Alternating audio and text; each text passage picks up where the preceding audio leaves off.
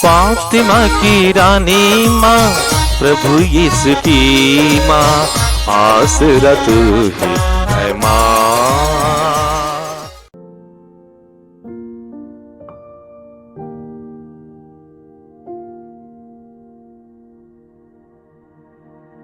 पहला पाठ नबी दानिएल का ग्रंथ, अध्याय 13, पद संख्याएं 41 से 62 तक। लोगों ने सुसन्ना को प्राणदंड की आज्ञा दी। इस पर सुसन्ना ने ऊंचे स्वर से पुकार कर कहा, हे शाश्वत ईश्वर, तू सब रहस्य और भविष्य में होने वाली घटनाएं जानता है। तू जानता है कि इन्होंने मेरे विरुद्ध झूठी गवाही दी है। इन्होंने जिन बुरी बातों का अभियोग मुझ पर लगाया है, मैंने उनमें से एक भी नहीं किया, फिर भी मुझे मरना होगा। ईश्वर ने उसकी सुन ली। जब लोग उसे प्राणदंड के लिए ले जा रहे थे, तो ईश्वर ने दानिएल नामक युवक में एक दिव्य प्रेरणा उत्पन्न की। वह पुकार कर कहने लगा, मैं इसके रक्त का दोषी नहीं हूँ। इस पर सब लोग उसकी ओर देखने लगे और बोले, तुम्हारे कहने का अभिप्राय क्या है? उसने उनमें खड़ा होकर कहा, हे इस्राएलियों, आप लोगों की बुद्धि कहाँ है, जो आप जांच और पूरी जानकारी के बिना इस्राएल की पुत्री को प्राणदंड देते हैं।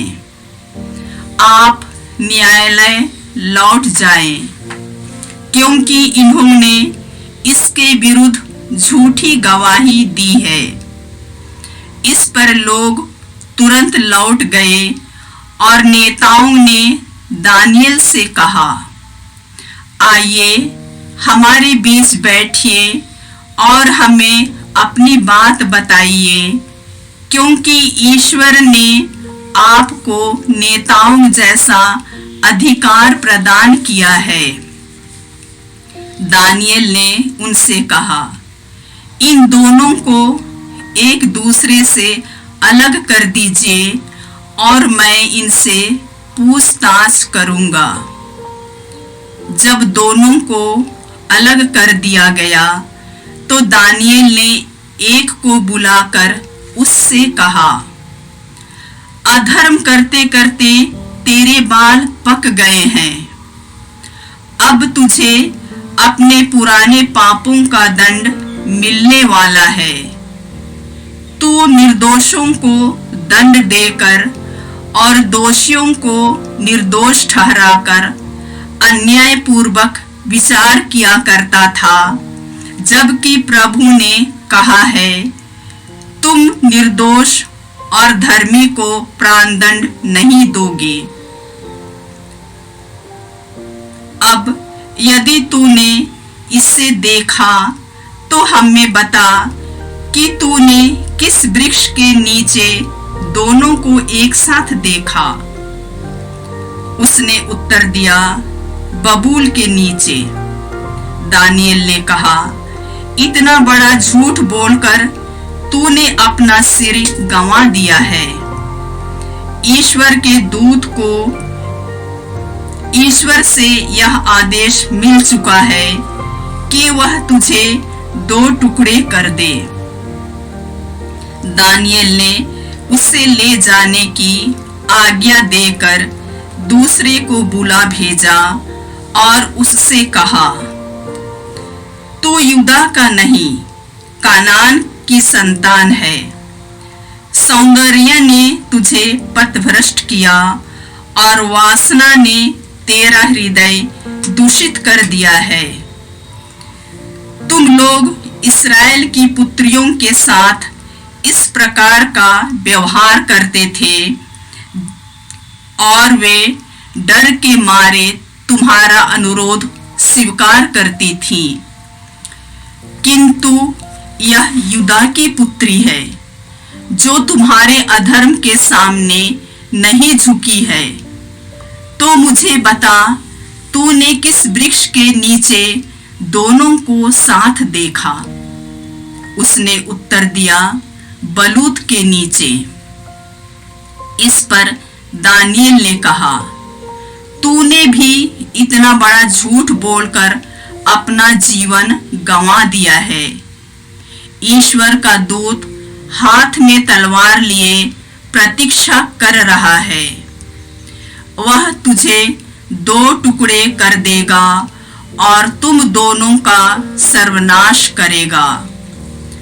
तब समस्त सभा ऊंचे स्वर से जयकार करते हुए ईश्वर की स्तुति करने लगी, जो अपने पर भरोसा रखने वालों की रक्षा करता है।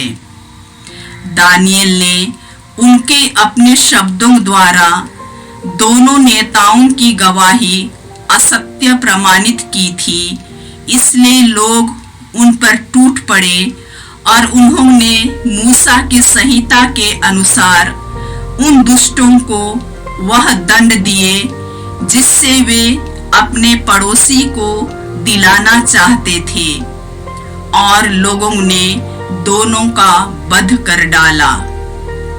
यह प्रभु की वाणी है। ईश्वर को धन्यवाद। भजन अनुवाक्य।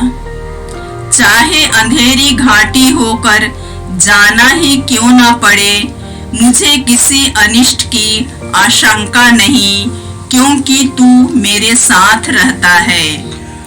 चाहे अंधेरी घाटी होकर जाना ही क्यों ना पड़े, मुझे किसी अनिष्ट की आशंका नहीं, क्योंकि तू मेरे साथ रहता है।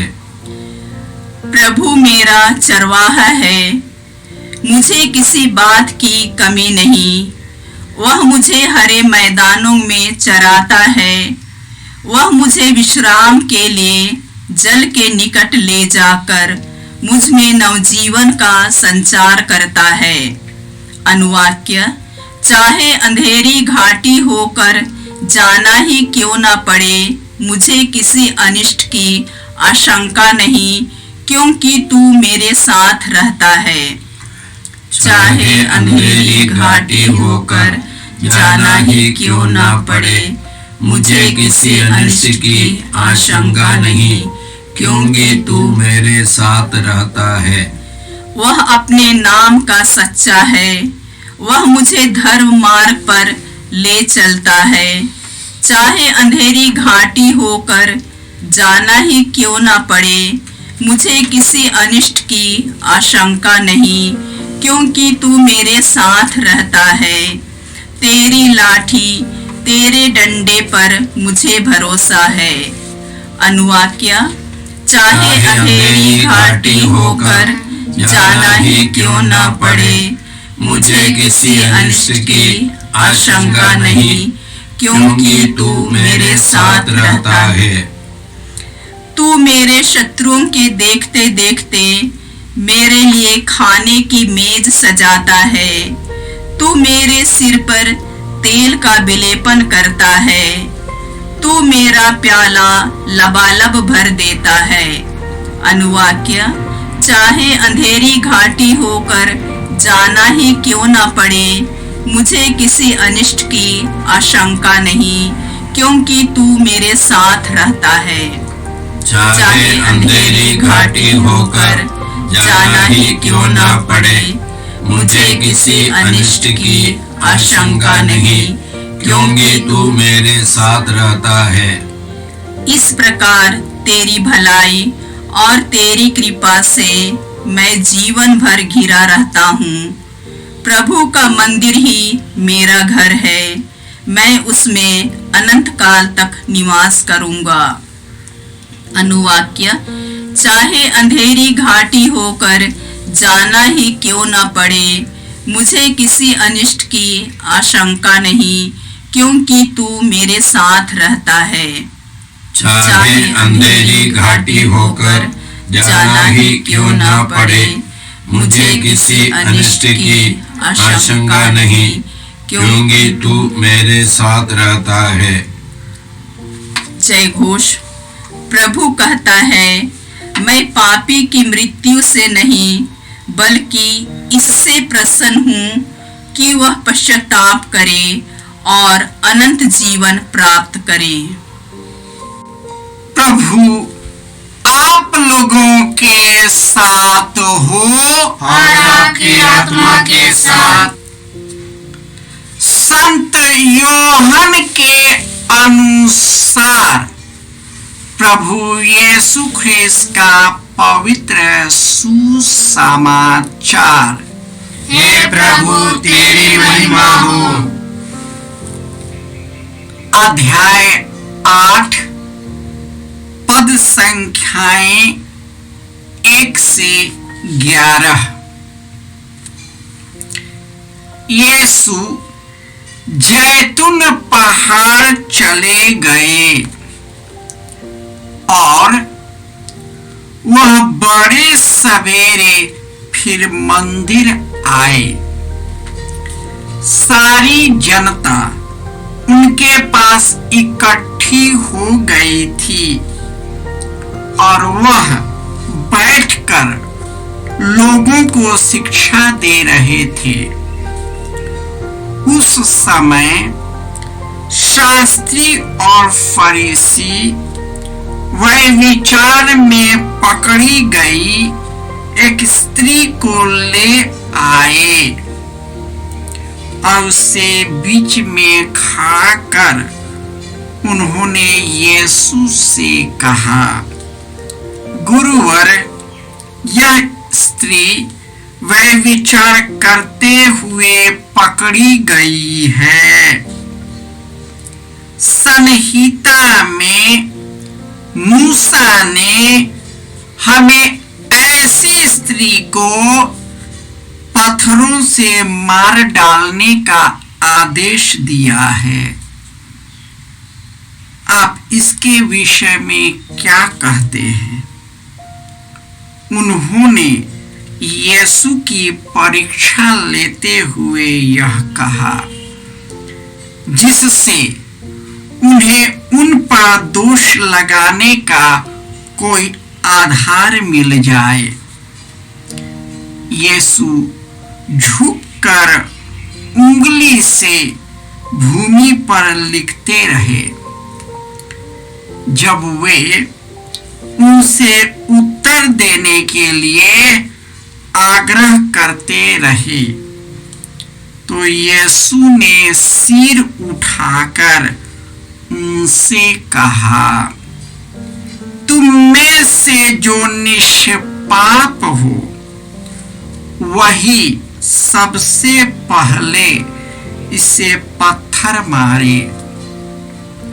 और वह फिर झुककर भूमि पर लिखने लगे। यह सुनकर बड़ों से लेकर छोटों तक सब के सब एक एक करके खिसक गए। यीशु अकेले रह गए और वह स्त्री बीच में खड़ी रही। तब यीशु ने सिर उठाकर उससे कहा, नारी, वे लोग कहाँ हैं? क्या एक ने भी तुम्हें दंड नहीं दिया? उसने उत्तर दिया, महोदय, एक ने भी नहीं। इस पर यीशु ने उससे कहा, मैं भी तुम्हें दंड नहीं दूंगा। जाओ और अब से फिर पाप नहीं करना। यह प्रभु का सुसमाचार है। हे ख्रिस्त, तेरी स्तुति हो। ख्रिस्त में प्यारे भाइयों और बहनों, प्रभु कहता है, मैं पापी की मृत्यु से नहीं मैं बल्कि इससे प्रसन्न होता हूं कि वह पश्चाताप करे और अनंत जीवन प्राप्त करे। प्रभु हमारा चरवाहा है, मुझे किसी बात की कमी नहीं। वह मुझे विश्राम के जल के निकट ले जाकर मुझ में नवजीवन का संचार करता है। प्रभु अपने नाम का सच्चा है, वह मुझे धर्म मार्ग पर ले चलता। चाहे मुझे अंधेरी घाटी से होकर जाना क्यों न पड़े, मुझे किसी अनिष्ट की शंका नहीं, क्योंकि हे प्रभु तू मेरे साथ रहता है। तेरी लाठी, तेरे डंडे पर मुझे भरोसा है। आज के पहले पाठ में नबी दानियल के ग्रंथ में सुनेंगे कि योआकीम नामक एक व्यक्ति जो बाबुल का निवासी था, उसका विवाह हिलकिया की पुत्री सुसन्ना से हुआ था। वह बहुत ही रूपवती थी, ईश्वर का भक्त थी, बहुत धार्मिक प्रवृत्ति की थी, मूसा की संहिता का पालन करती थी और सदा धर्मचर्या में लगी रहती थी। और उसी का दो नेता जिन्हें उन्होंने न्यायकर्ता के रूप में नियुक्त किया था, उसके रूप से में वह बह गया। वह उसके साथ कुकर्म करना चाहता था, लेकिन जब विफल हुआ तो वह उसके विरुद्ध षड्यंत्र रचता है, उसे मार डालने और प्राण दंड देने के लिए सब कुछ करता है। लेकिन ईश्वर अपने भक्त दानियल के द्वारा सुसन्ना को इन सब चीजों से छुड़ाता है, क्योंकि मेरा कोई अनिष्ट नहीं होगा। प्रभु मेरे साथ है, उसके लाठी, उसके डंडे का भरोसा है। परिस्थितियां कितनी विकट हो जाए, यहां तक हमारा शरीर गला दिया जाए, हम मर भी जाए, तो हम ईश्वर में सदा बने रहेंगे। यही सबसे बड़ी चीज है। और आज के सुसमाचार में एक स्त्री जो व्यभिचार में पकड़ी गई, उनको लाता है। कैसे व्यभिचार होगा जब केवल लड़की और स्त्री को लाया गया? वो लड़का कहाँ गया जिन्होंने उसके साथ व्यभिचार किया? यह कैसी समाज की त्रुटियां हैं। एक व्यक्ति से कैसे व्यभिचार हो सकता है? दूसरा व्यक्ति कहाँ है? हालांकि जिस व्यक्ति ने उसके साथ व्यभिचार किया होगा, वह भी अपने को बचाने के लिए पत्थर लिया होगा। आज की दुनिया ऐसी है कि अपनी कमजोरी को छिपाने के लिए दूसरे की कमजोरी को देखता रहता है, और जो कमजोरी हम में है वही कमजोरी दूसरों में दिखाई देता है। और यीशु कहते हैं, तुम दूसरे को न्याय मत करो, दोष मत दो और तुम पर भी दोष नहीं दिया जाएगा।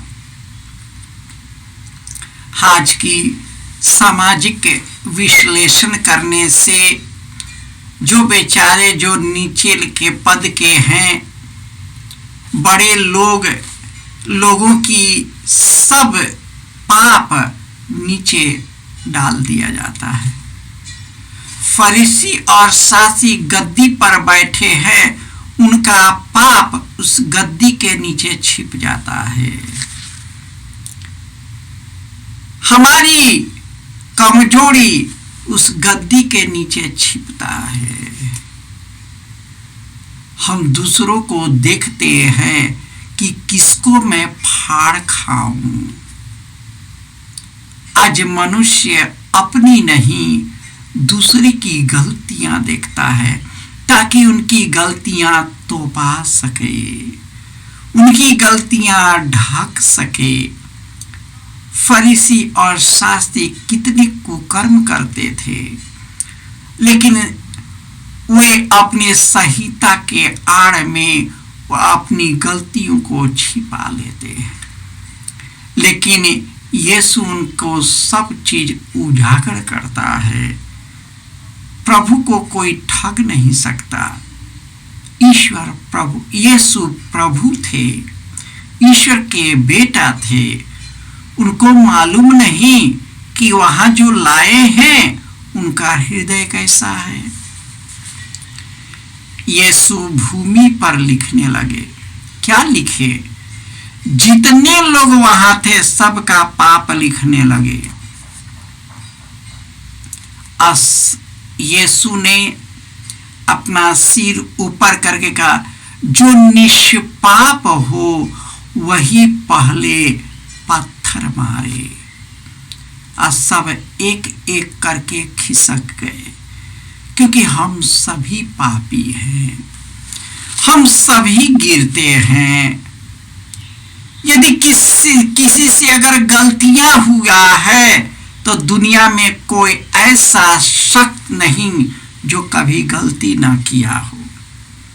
कोई ऐसा टीचर जन्म नहीं लिया जो कभी गलती ना किया हो, और कोई ऐसा संत पैदा नहीं हुआ जिससे कभी गलती ना हो, और कोई ऐसा धार्मिक पैदा नहीं हुआ जिससे कभी किसी से गलती ना। हम सब गलतियां करते हैं, हम सभी दया के पात्र हैं। हम सबों को ईश्वर का अनुग्रह की जरूरत है कि जैसे ईश्वर हम पर दया करके हमारे पापों को क्षमा करते हैं, उसी प्रकार हम एक दूसरे की गलतियों को क्षमा करें। आज अशांति है, देश अशांत है।